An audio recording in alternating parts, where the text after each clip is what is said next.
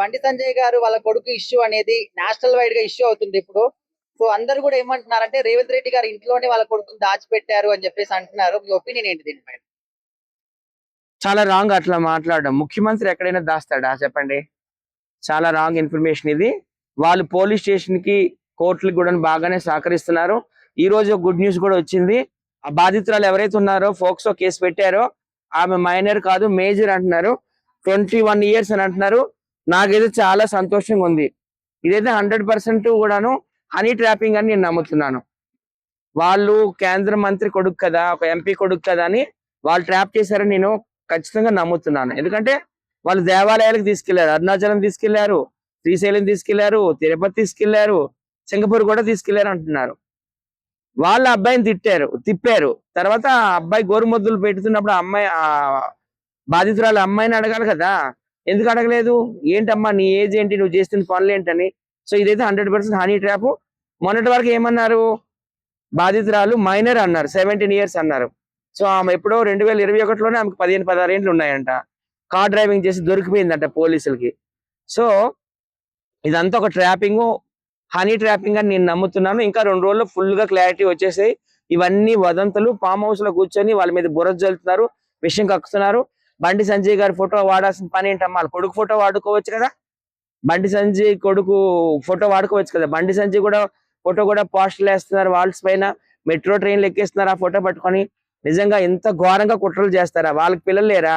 వాళ్ళకి ఆడపిల్లలు. నా కొడుకైనా సరే శిక్షించాలి అంటున్నారు. బట్ ఇంకో సైడ్ మాత్రం కోర్టులో యాంటిసిపేటరీ బెయిల్ కోసం ప్రయత్నిస్తున్నారని వార్తలు వినిపిస్తున్నాయి. దాని గురించి ఏం చెప్తారు? బెయిల్ కోసం ప్రయత్నించేది మరి కొడుకు కోసం వాళ్ళ అమ్మగారు ప్రయత్నిస్తున్నారు, ఆయన కాదు. ఎందుకు ప్రయత్నిస్తున్నారని అడుగుతుంది. అలాగని ఇవన్నీ వదంతులని నేను అనుకుంటున్నాను. ఇవన్నీ వదంతులు. ఆయన ఏమన్నాడు, తప్పు ఎవరు చేసినా తప్పే, నా కొడుకు చేసినా గానీ బయట వాళ్ళు చేసినా తప్పే కాబట్టి నా కొడుకు శిక్ష చేసినా గానీ నేను వెల్కమ్ చెప్తాను అన్నాడు ఆయన. ఇవన్నీ వదంతులు. యూట్యూబ్ ఛానల్ ఏంటంటే ఏబిసిడి దాని వాళ్ళు కూడా యూట్యూబ్ ఛానల్ పెట్టేశారు. పిచ్చి పిచ్చిగా ఏవేవో మాట్లాడేస్తున్నారు అనమాట. నిజంగా ఇప్పుడు మన సినిమా ఇండస్ట్రీలో ఏదో ఉంటది కదా, కట్ చేస్తుంటారు. Editing censor.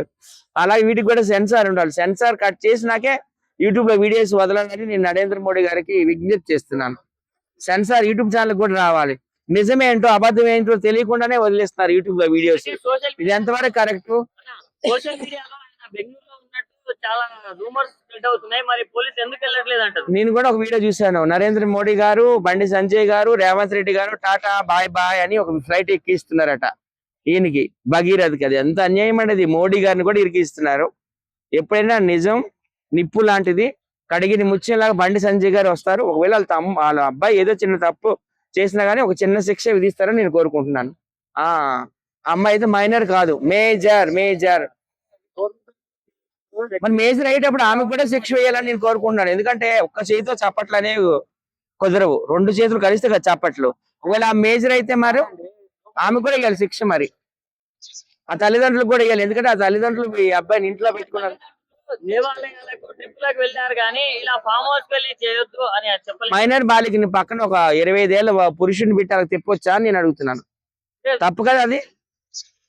ఇదంతా ఏంటంటే బండి సంజయ్ గారిని ఎదుర్కోలేక, దమ్ము లేక దొడ్డిదారిలో ఆయన మీద బురద జల్లుతున్నారు. ఎప్పుడైనా కానీ ఇందాక చెప్పినట్టు నిజం నిప్పు లాంటిది. బండి సంజయ్ గారు అయితే మాత్రము కడిగిన ముచ్చేలా బయటకు వస్తారు. ఆయనకి కేసుకి ఏం సంబంధం లేదు. ఒకవేళ ఇన్ కేసు ఆ అమ్మాయి అయితే మైనర్ కాదు, 100% మేజరే. ఒకవేళ తప్పు జరిగినట్టయితే దానికి తగ్గ శిక్ష వాళ్ళ అబ్బాయి అనుభవిస్తాడు ఖచ్చితంగా.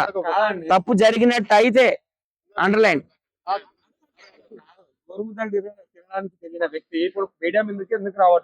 రావడం లేదని మీరు చూస్తున్నావా? వాళ్ళు పోలీసులకి సహకరిస్తున్నారు, కోర్టులకి సహకరిస్తున్నారు. వాళ్ళకి వ్యతిరేక మీడియా అట్లా పిచ్చిగా పుకారు లేపుతుంది కానీ తండ్రి కొడుకులు అందరికి కూడా సహకరిస్తున్నారు. వాళ్ళు కూడా ఇన్ఫాక్ట్ కేసు కూడా పెట్టారు కరీంనగర్ లో, హనీ ట్రాప్ కేసు. ఓకే, మీరు 2 వైపులు కూడా చూడండి. ఫస్ట్ వీళ్ళే పెట్టారు. ఎందుకంటే ఆ అమ్మాయి డబ్బులకు డిమాండ్ చేసిందంట. ఫస్ట్ 50 లక్షలు ఎంత కొట్టించుకుందట ఫోన్ పే. తర్వాత మళ్ళీ 5 కోట్లు డిమాండ్ చేసిందట. ఇది కూడా వినాలి కదా మీరు, ఇది కూడా వినాలి. ఇప్పుడు ఫామ్ హౌస్ లో ఉండి రాజకీయాలు చేస్తారు. వాళ్ళు గవర్నమెంట్ లో కూడా చాలా మైనర్ బాలికలు రేప్ చేస్తారు. అవి కూడా రేపు పొద్దున్న వీళ్ళు తీస్తారు. తీయకుండా ఉండరు కదా. తప్పులు జరుగుతూనే ఉంటాయండి. కానీ అంత మాత్రాన తల్లిదండ్రులు బ్లేమ్ చేయకూడదు కదా.